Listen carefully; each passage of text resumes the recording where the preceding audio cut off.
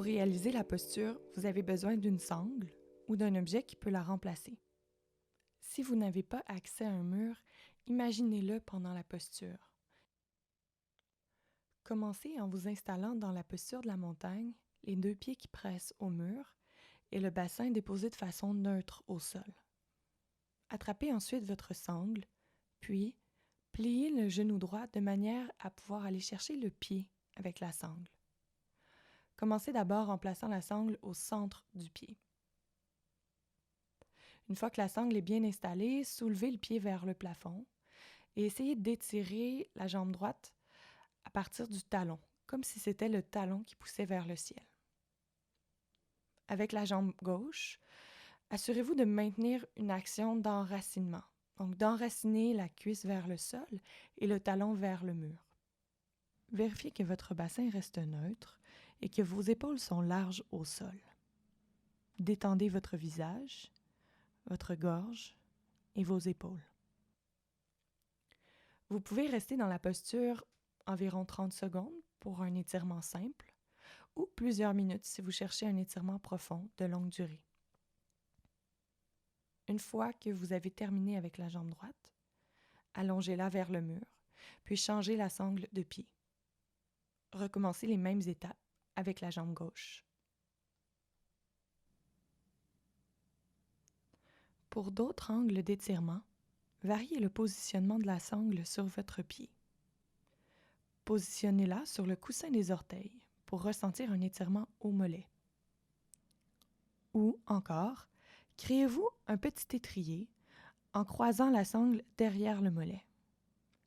Cela vous permettra de pouvoir pousser le talon dans l'étrier et ainsi d'aller chercher un étirement complètement différent. Pour ressentir la posture autrement, vous pourriez aussi allonger les bras sur la sangle.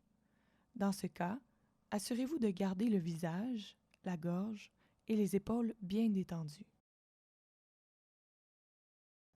Il arrive parfois qu'on ne soit pas capable de déplier complètement la jambe, ou encore qu'elle se mette à trembler comme sur la vidéo.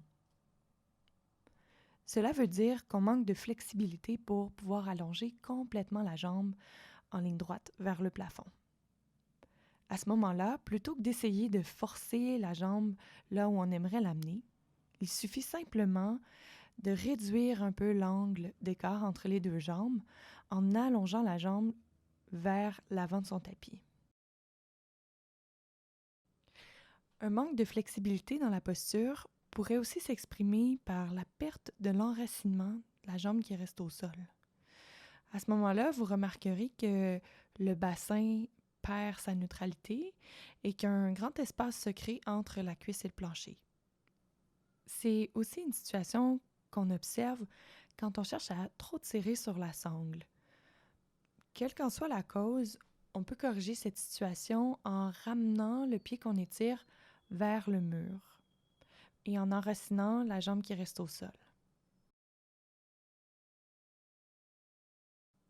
Si malgré cela, la posture reste difficile ou impossible, on pourrait choisir une variation plus simple comme celle de plier la jambe qui est au sol.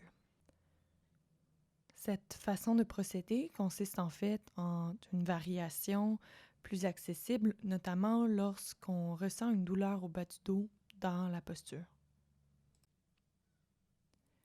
Si vous n'avez pas de sangle à votre disposition ou que vous trouvez qu'il est trop lourd de maintenir le poids de votre jambe, vous pouvez réaliser la posture dans un cadre de porte ou en vous appuyant sur une étagère.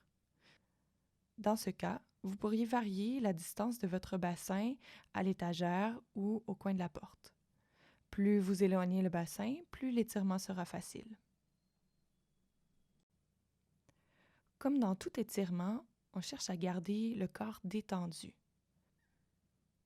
Évitez de soulever la tête vers la jambe pour ne pas créer de tension inutile dans votre cou. Essayez de maintenir la posture en vous détendant et en gardant la tête bien appuyée sur la couverture.